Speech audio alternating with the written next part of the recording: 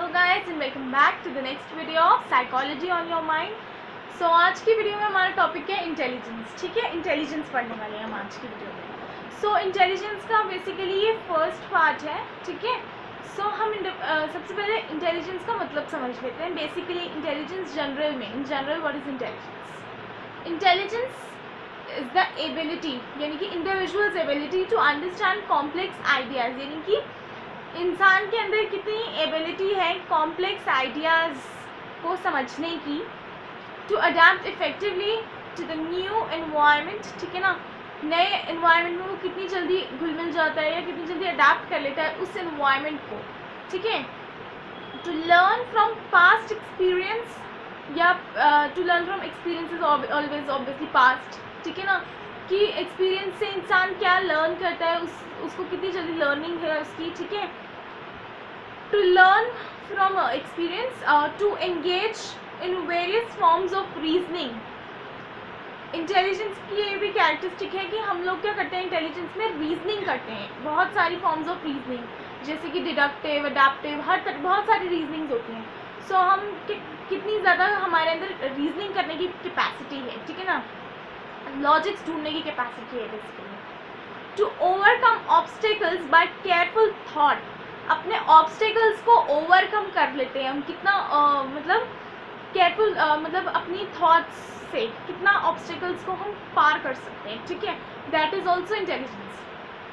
ये हमारी general definition हो गई इंटेलिजेंस। ठीक है, अब हम आ जाते हैं डेविड वेचस्लर की डेफिनेशन पे। DAVID David and Wechsler WECHSLER, David Wechsler. ठीक है, so he defines intelligence as the aggregate और ग्लोबल कैपेसिटी।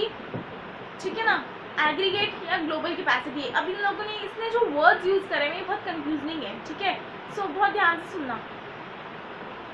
एग्रीगेट या ग्लोबल, यानी कि पूरी ग्लोब में या पूरे वर्ल्ड में किस तरीके से इंटेलिजेंस वर्कआउट कर रही है। ठीक है, of an individual to act purposefully, यानी कि पूरे अपने एनवायरनमेंट में, पूरे ग्लोबल मतलब पूरे एनवायरनमेंट की बात हो रही है यहाँ पर। ठीक है ना, बात पहले भी एनवायरनमेंट की हो रही थी, बात अभी भी एनवायरनमेंट की हो रही है। ठीक है ना, बस उसने वर्ड ग्लोबल कर दिया है। ठीक है, तो वो ग्लोबल से एग्रीगेट मतलब पूरी और ग्लोबल मतलब एनवायरनमेंट।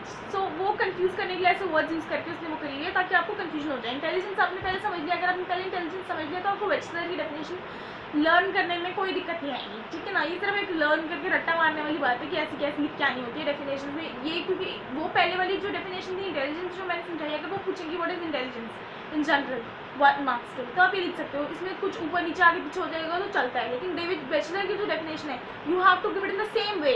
जैसे कि पर्सनालिटी में भी 3 डेफिनेशन है, तीनों को आपको वैसे का वैसा ही रट के लिखना होगा। सो वेचस्लर की डेफिनेशन भी समझने के लिए ठीक है, लेकिन आपको लिखनी वैसी होगी, तो इसको तो रटना ही पड़ेगा। ठीक है, so of an individual to act purposefully, कि इंसान कितना पर्पसफुली एक्ट कर रहा है। ठीक है, टू थिंक रैशनली, कितना लॉजिकली वो सोच रहा है। ठीक है, रैशनल मतलब लॉजिकल। ठीक है, जैसे कि पहले वाली डेफिनेशन में भी रीजनिंग वर्ड था। ठीक है, सो दैट इज देयर। उसके बाद you have and to deal effectively with the environment, कि इंसान एनवायरनमेंट के साथ कैसे डील कर रहा है। ठीक है, कि कितना इफेक्टिवली डील कर पा रहे हैं एनवायरनमेंट के साथ। So this is there in your intelligence. ठीक है, इसके बाद हम आ जाते हैं कैरेक्टरिस्टिक्स ऑफ इंटेलिजेंस पर। Basically I think there are 4 characteristics of intelligence. Intelligence वैसे बेसिकली ये कल्याणी और बैलेंस से मिक्सड है, जो भी मैं नोट्स ये पर मैंने अपने पर्सनल नोट्स बनाए हुए हैं इस चैप्टर के, हाफ चैप्टर के लिए स्पेशली। ठीक है, नाउ कैरेक्टरिस्टिक्स ऑफ इंटेलिजेंस, तो मैं अगर किसी को लिखने हो तो वो वैसे भी लिख सकता है जैसे मैं बोल रही हूँ side by side simultaneously. So intelligence is the ability of the organism to adjust consciously to the new conditions and problems of life. Basically intelligence क्या हो गई कि हमारी एबिलिटी हो गई कि हम जो किसी ऑर्गेनिज्म की एबिलिटी हो गई कि वो जो है कितना कंफर्टेबली, कितना जल्दी से नए एनवायरनमेंट में एडजस्ट कर पा रहा है, नए प्रॉब्लम्स के साथ एडजस्ट कर पा रहा है, कंडीशंस के साथ एडजस्ट कर पा रहा है कॉन्शियसली, यानी कि प्रेजेंट माइंड सिचुएशन लाइफ की। ठीक है, and also to change and shape the existing environment as and when required. सिर्फ अपने आप को ही चेंज नहीं करना। कुछ लोग होते हैं ना, जैसे पुराने ज़माने की औरतें जो ऐसे दिखाते हैं कि बहुत प्रॉब्लम्स में जी रही हैं, बहुत मतलब एक वो सीरियल नहीं आ रहा था अभी लॉकडाउन से आ नहीं रहा कि उसके हस्बैंड भी उसको वो करता रहता है, बच्चे भी इग्नोरेंट है उसके। हाँ, सो सिर्फ यही नहीं कि आप अपने आप को एडजस्ट कर लो एनवायरनमेंट में, आपको अपना एनवायरनमेंट भी शेप और चेंज करना पड़ सकता है एज इन व्हेन रिक्वायर्ड। ये कैरेक्टरिस्टिक ऑफ इंटेलिजेंस, ठीक है। पहली तो ये हो गई। दूसरी पढ़ लेते हैं, it is the capacity to think, ठीक है, sorry, it is the capacity to learn, ठीक है, to solve higher kinds of mental activities. पहले तो इट इज़ द हमें कितनी जल्दी लर्न हो रही है कोई चीज़, वो इंटेलिजेंस है। To solve higher kind of mental activities, हम कैसे आगे की जो अपने से एक लेवल हाई की मेंटल एक्टिविटीज़ लर्न करते हैं, वो है। उसके बाद to do harder task in shorter time. Harder task यानी कि डिफिकल्ट टास्क हम कम से कम टाइम में कैसे करते हैं, ठीक है। And to profit from past experience, और हम अपने पास्ट एक्सपीरियंस से कितना प्रॉफिट कर रहे हैं, वो भी इंटेलिजेंस है, ठीक है। उसके बाद इंटेलिजेंस में हमारा एक टॉपिक और आएगा, it is the ability to do abstract thinking, ठीक है। एब्स्ट्रैक्ट का मतलब क्या होता है, basically abstract means hidden from the outside world, यानी कि बाहरी दुनिया से छुपा हुआ, यानी कि hidden from the outside world and मतलब ओनली इन योर माइंड, कि आप जो है अपने माइंड में कितना उसको सोच पा रहे हो, ठीक है, अपने सिर्फ माइंड में सोच रहे हो, वो एब्स्ट्रैक्ट थिंकिंग होगी। उसके बाद नेक्स्ट फोर्थ पॉइंट है, it is the ability to perceive the relationship between different things, कि हमारी एज इन कितना हम दूसरी जो दो चीज़ों के बीच में रिलेशनशिप है उसको कैसे परसीव करते हैं, ठीक है। The ability to perceive situation in organized whole, organize whole से आता है गेस्टाल्ट थ्योरी, कि हम पहले जो है पूरी सिचुएशन को ऑर्गेनाइज मतलब एक एक करके कैरेक्टरिस्टिक्स बाद में देखते हैं, जैसे कि, ठीक है ना। जैसे कोई भी होगा कि अगर मान लो आपको कोई लड़की दिखी वो बहुत सुंदर है, तो आप उसको क्या बोलोगे, सुंदर है। उसके बाद यू विल गो कि हाँ आँखें अच्छी हैं, लिप्स सुंदर हैं, या जो भी है, ठीक है। सो नोज़ पॉइंटेड है, अच्छी लग रही है इसके फेस के हिसाब से। सो वो आप बाद में देखोगे, आप पहले क्या करोगे, ऑर्गेनाइज होल में परसीव करोगे। सो वैसे ही सिचुएशन को भी ऑर्गेनाइज होल में परसीव करना। मान लो कि यू नो हर शादी वादी कोई भी फंक्शन होगा, उसमें कोई ना कोई एक मामा फूफा कोई ना कोई मुँह फुला के बैठा रहता है।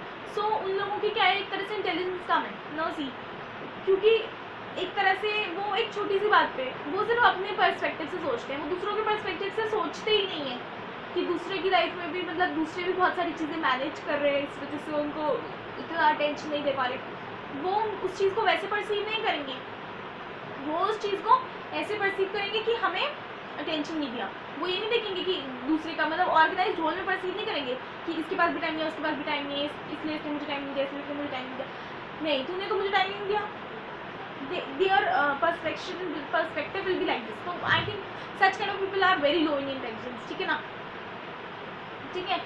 It is the ability to deal with ideas, new ideas basically, ठीक है ना। It is the ability to deal with new ideas, concepts and images। मान लो हमारे दिमाग में कोई आइडिया आ गया, लेकिन ज़रूरी नहीं है हम उसे वैसे की वैसे इम्प्लीमेंट कर पाएँ।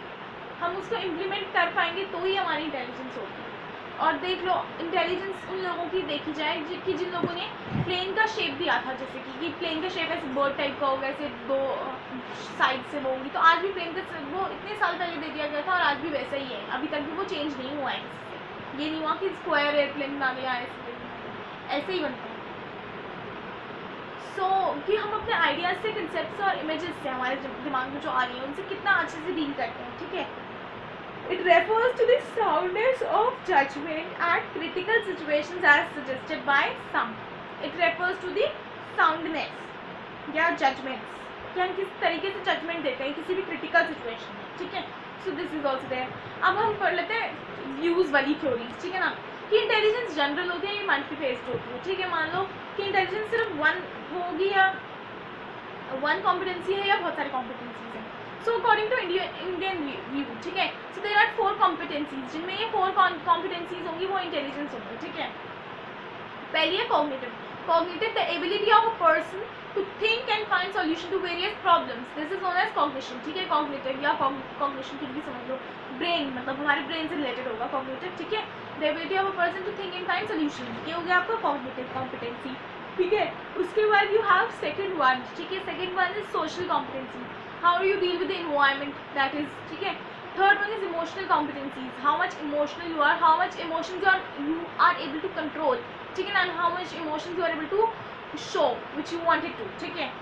सो ये इमोशनल हो गया। And last one is entrepreneurial, ठीक है। एंटरप्रेन्योरल से बेसिकली हमारा मतलब होता है कि आप किसी चीज़ की कितनी अच्छे से तारीफ़ कर रहे हो, किसी चीज़ को कितना अच्छे से शो कर पा रहे हो, ठीक है ना। हो गए आपके एंटरप्रेन्योर, ठीक है, अपने इमोशंस को कैसे शो कर पा रहे हो, ठीक है। सो ये हो गई इंडियन व्यू बेसिकली। अब हम आ जाते हैं मॉडर्न व्यू पे। मॉडर्न व्यू की अगर हम बात करें तो modern definition of intelligence emphasize cognition the capacity to, मतलब मेनली मॉडर्न में इन लोगों ने सोशल, इमोशनल और एंटरप्रेन्योरल लिया है। इंडियन में कॉग्निटिव है, उसमें सोशल, इमोशनल और एंटरप्रेन्योरल भी है। बट मॉडर्न में मॉडर्न डेफिनेशन ऑफ इंटेलिजेंस जो है वो ये बोलती है कि हमें सिर्फ मेनली कॉग्निशन की रिक्वायरमेंट होती है इंटेलिजेंस में, ठीक है, जिससे कि हमारी जो कैपेसिटी टू थिंक है, ठीक है ना, जो हमारी सोचने की कैपेसिटी है, जो हमारी रीज़न करने की कैपेसिटी है और जो हमारी रीज़न रिमेंबर करने की कैपेसिटी है, या जो हमारी समझने की, अंडरस्टैंड करने की कैपेसिटी है, वो मेनली इनका आ जाती है, ठीक है। अब हम आ जाते हैं थ्योरीज बाय वेरियस साइकोलॉजिस्ट्स, ठीक है ना। सो बहुत सारी थ्योरीज हैं ये इंटेलिजेंस की।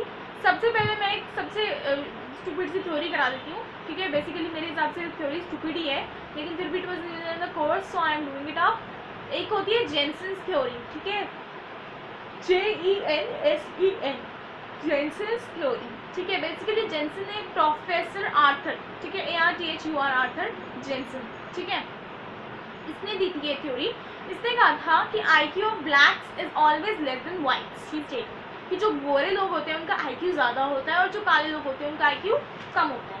इसकी थ्योरी के हिसाब से ये काम। इसने 2 रीज़न भी दिए कि ऐसा क्यों हो रहा है। एक तो लो सोशो इकोनॉमिक स्टेटस और दूसरा डिप्राइव्ड इकोनॉमिकल फैसिलिटीज़, ठीक है। एक लो सोशो इकोनॉमिक स्टेटस कि लोगों को स्टेटस कम दिया जाता है, लोगों के पास पैसा कम होता है और ये लोग अपने आप को फैसिलिटेट कम कर पाते हैं, इसलिए जो है इनका IQ कम होता है। दूसरा इनको एनवायरनमेंट भी वो कर देता है, क्या करता है, environment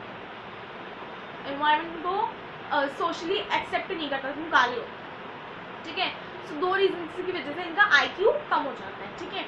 so taking the help of several investigation, Jensen has shown that abstract reasoning differs significantly on the basis of class and caste. Jensen ने बहुत सारे इन्वेस्टिगेशंस करे, उससे उसने कहा कि जो हमारा IQ है वो क्लास और कास्ट से कम होकर चल जाता है। लेकिन एक बात और प्रूव हुई थी, एक एक्सपेरिमेंट हुआ था कि जिन लोगों को अगर इकोनॉमिकली इंडिपेंडेंस दी जाए, उनको पैसा प्रोवाइड किया जाए काले लोगों को, तो उनका IQ भी अच्छा हो जाता है, ठीक है। So mainly it is environmental, ठीक है। सो अब जेनसेन जो था वैसे ही वॉज क्रिटिसाइज बाय मेनी, क्योंकि उसको गोरे काले का वो भेदभाव कर रहा था, रेशियलिज्म बढ़ा रहा था। So he was criticise by many. इसकी थ्योरी बिल्कुल भी ज़्यादा नहीं चली and I also believe this is a very stupid theory, but we have to do, ठीक है। सो अब हम आ जाते हैं नेक्स्ट पे, थ्योरी ऑफ आर्टिफिशियल इंटेलिजेंस पे। बेसिकली आर्टिफिशियल इंटेलिजेंस होती क्या है। आजकल today's world is fully surrounded by artificial intelligence वाले products. You have your computers, mobile phones, calculators, ठीक है। ये आर्टिफिशियल इंटेलिजेंस क्या होगी, जो मैन मेड इंटेलिजेंस है, ठीक है। ह्यूमन ब्रेन गेट्स टायर्ड, ठीक है। इसकी ह्यूमन का जो ब्रेन होता है, basically human brain gets tired, हम थक जाते हैं बहुत जल्दी। हम एक लिमिट तक काम कर सकते हैं, उसके बाद हमें क्या हो जाएगी, थकान हो जाएगी, ठीक है। कॉम्प्लेक्स प्रॉब्लम्स हम जो है जल्दी से एकदम सॉल्व नहीं कर सकते, लाइक कैलकुलेटर्स अदर। हम लोग क्या कैलकुलेटर की स्पीड से मल्टीप्लाई कर सकते हैं, एक तो मल्टीप्लाई कर नहीं सकते, उसके बाद थक अलग जाएंगे, ठीक है ना। एक ही वो करने के बाद हमारा दिमाग घूम जाएगा कि बस अब और नहीं, ठीक है। So this is there. उसके बाद गेम्स, हम माइंड में अकेले अपने आप से तो गेम नहीं खेल सकते ना, फोन्स भी खेल सकते हैं, ठीक है। अब बैंक्स, बेसिकली ये भी आर्टिफिशियल इंटेलिजेंस वाले प्रोडक्ट्स हैं। क्रेडिट कार्ड, ठीक है, credit card facilities are also artificial intelligence. Airlines, railways etcetera, इन सब में क्या होता है, use of artificial intelligence. Airlines, pilot से भी ज़्यादा रिक्वायरमेंट आजकल एयरलाइंस में कंप्यूटर्स, जो आजकल मेनली कंप्यूटर्स में वो सेट हो जाता है। इवन समटाइम्स पायलट्स की क्या होती है, आँख लग जाती है, क्योंकि वो जो होते हैं क्या होते हैं, उनको कंप्यूटर में बस सेट करना होता है और वो पहुंच जाते हैं, बस वो वहाँ पर लैंडिंग हो जाती है उनके प्लेन की, ठीक है। उसके बाद complex computers have large vocabularies. Complex computers में बहुत सारी लैंग्वेजेस, वोकैबुलरी उनकी बहुत अच्छी होती है। हमारी वोकैबुलरी, हम भूल जाते हैं चीज़ें, हमें इतने वर्ड्स याद नहीं रहते हैं। कितने वर्ड्स तो ऐसे होंगे जो हमें सिखाए भी होंगे मार मार पीट पीट के, ठीक है, मार पीट कर करके हमारे साथ, लेकिन वो भी हमें याद नहीं है, ठीक है। सो अब और बेनिफिट्स देख लो आर्टिफिशियल इंटेलिजेंस के। Money is deposited and drawn out through ATMs, ATM में पैसे डाल भी दो, ATM से पैसे निकाल भी लो। Children get education through mobiles and computers, ठीक है। चिल्ड्रन को, बच्चों को मोबाइल से, कंप्यूटर से एजुकेशन मिल सकती है, एजुकेशनल पर्पज़ के लिए भी यूज़ किया जा सकता है।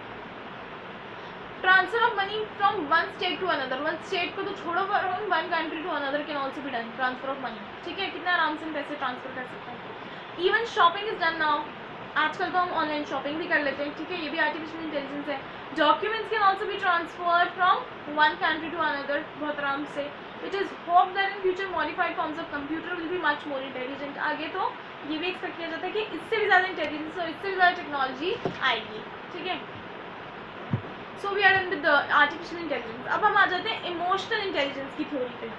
बेसिकली इमोशनल इंटेलिजेंस की थ्योरी डेनियल गोल्डमैन ने दी थी, DANIEL, Daniel Goldman, GOLEMAN, Goldman, ठीक है।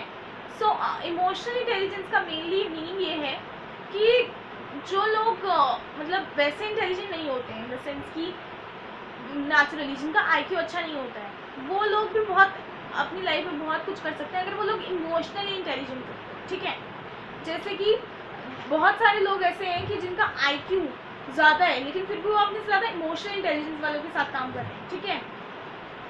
मैनी पीपल ऑफ, जैसे कि मैं बता देती हूँ, इसमें भी लिखा हुआ है, many people of high IQ work for people of much lower IQ who have high emotional intelligence, ठीक है। Emotional intelligence is also core, यानी कि इमोशंस आपके कितने स्टेबल है, आपको कब कैसे रिएक्ट करना है वो आपको कितना अच्छे से पता है वो। Emotional intelligence is also correlated with lower rate of delinquency and violence and drug use in children. जो लोग इमोशनली ज़्यादा इंटेलिजेंट होते हैं वो लोग लोअर रेट ऑफ डेलिक्वेंस होते हैं। डेलिक्वेंस मैंने एप्लीकेशन ऑफ साइकोलॉजी में पहली पढ़ा दिया था, इसलिए बता रही हूँ, पहले बता चुकी हूँ डेलिक्वेंस क्या होता है, एक बार फिर से बता देती हूँ। जो लोग क्रिमिनल एक्टिविटीज़ में या कुछ भी उल्टा सीधा करने में बिलीव रखते हैं, जिनको उल्टे सीधे काम करके सेटिस्फैक्शन मिलता है, वो होते हैं आपके डेलिक्वेंट्स, ठीक है। जिनको डेलिक्वेंट्स जो होते हैं उनको बिना टिकट के घूमना, चोरी करना और ऐसी अब्यूज़ करना, ये सब ज़्यादा पसंद होता है। ये लोग बहुत जल्दी वायलेंट हो जाते हैं, बहुत ज़्यादा अग्रेसिव होते हैं और ये लोग ड्रग यूज़ भी करते हैं, ठीक है, ड्रग्स में भी इन्वॉल्व हो जाते हैं बहुत जल्दी, ठीक है। डेलिक्वेंसी हो जाती है, वायलेंस हो जाती है, ठीक है, एंड ड्रग यूजिंग चिल्ड्रन। बच्चों में क्या होता है कि ड्रग यूज़ भी आ जाता है बहुत, जो मतलब बच्चों को ड्रग्स की आदत पड़ जाती है, जो लोगों को, जिन लोगों की इमोशनल इंटेलिजेंस अच्छी नहीं होती है बेसिकली, ठीक है। उसके बाद हमारी क्या है, इमोशनल इंटेलिजेंस की 5 कंपोनेंट्स होते हैं basically. Knowing one's feeling and managing to keep distress from impairing one's ability to think, ठीक है ना, कि इंसान की एबिलिटी क्या होती है, मतलब एक दूसरे की फीलिंग्स को समझना, अपनी फीलिंग्स को समझना, अपना डिस्ट्रेस कम करना, ठीक है। एक दूसरे की एबिलिटी को समझना, मतलब अपनी एबिलिटी को समझना कि आप कैसे थिंक कर पा रहे हो वो समझना, ठीक है। उसके बाद you have motivating one self and staying hopeful. Emotionally intelligent जो लोग होंगे वो ऑप्टिमिस्ट्स होंगे, ठीक है, ऑप्टिमिस्ट्स, ठीक है, अपने आप को एक दूसरे को मोटिवेट करेंगे और होपफुल रहेंगे, ठीक है, पॉजिटिव रहने वाले लोग। डिलेइंग ग्रेटिफिकेशन, ठीक है, यानी कि वो अपना सेटिस्फैक्शन डिले कर सकते हैं, उनको प्रॉब्लम नहीं होती अपना सेटिस्फैक्शन डिले करने में, ठीक है। एम्फेसाइजिंग विद अदर्स, ठीक है ना, यानी कि हेल्पफुल, ठीक है, कोऑपरेटिव, ठीक है। एबिलिटी टू रैपोर्ट मतलब फ्रेंडली रिलेशनशिप विद अदर्स, दूसरों के साथ फ्रेंडली रिलेशनशिप भी रख लेते हैं ये लोग, ठीक है। अब बेनिफिट्स ऑफ इमोशनल इंटेलिजेंस पढ़ लेते हैं। बेसिकली बेनिफिट्स इसके या एडवांटेजेस ऑफ इमोशनल इंटेलिजेंस क्या होते हैं, बेसिकली बेटर कैरियर बिल्डिंग। जो लोग इमोशनली ज़्यादा इंटेलिजेंट होते हैं उनका कैरियर जो होता है वो ज़्यादा अच्छा होता है, वो ज़्यादा अच्छे से कैरियर बना पाते हैं, ठीक है। Other than that encourages in developing better health and relationships in later life. इससे क्या होता है, हम एनकरेज हो जाते हैं बेटर हेल्थ के लिए, ठीक है, हमारी हेल्थ बेटर हो जाती है। और क्योंकि अगर हम अपने आप को खुश रखेंगे, अपना स्ट्रेस अवॉइड करेंगे, जैसे कि मैंने स्ट्रेस चैप्टर में पहले पढ़ाया है, तो क्या होगा, हम लोग क्या करेंगे, अगर हमारा stress 90% of the illness and diseases can be avoided by avoiding stress, जैसे कि मैंने बताया था।